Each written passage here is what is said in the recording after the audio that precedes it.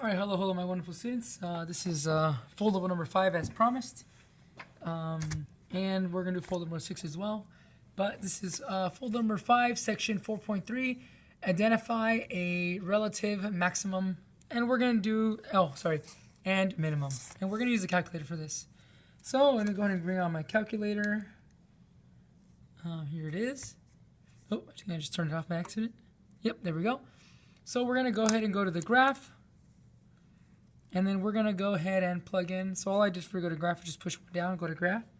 We're actually just going to plug this in here. So I guess I can zoom out so you guys can see a little bit. But we're just going to plug in the x squared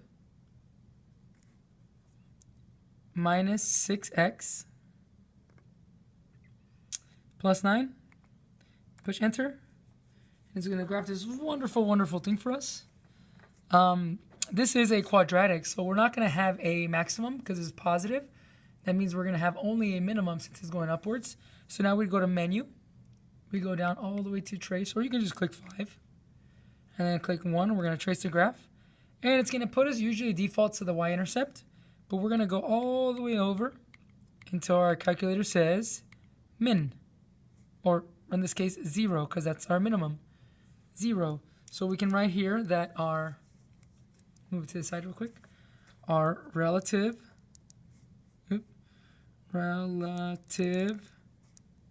minimum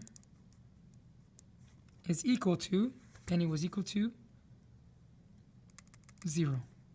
Remember, this is all based on, I know the x is 3, this is all based on the y, our output, because the y is what's going up and down, and our minimum is the lowest point here, which would be our 0. So if we were doing the range, we can see we would hit the 0 first before we go up to infinity. Okay, there is no relative max for this one, so it would be no relative max. Okay, well, we have enough time. We can go ahead and go to the next one here. So we're going to go here. We're going to go ahead and clear this. So we go to Document, and then go to File, New Document. No, I do not want to save. Go back to Graph. We have a new one to put in. Now we put our x cubed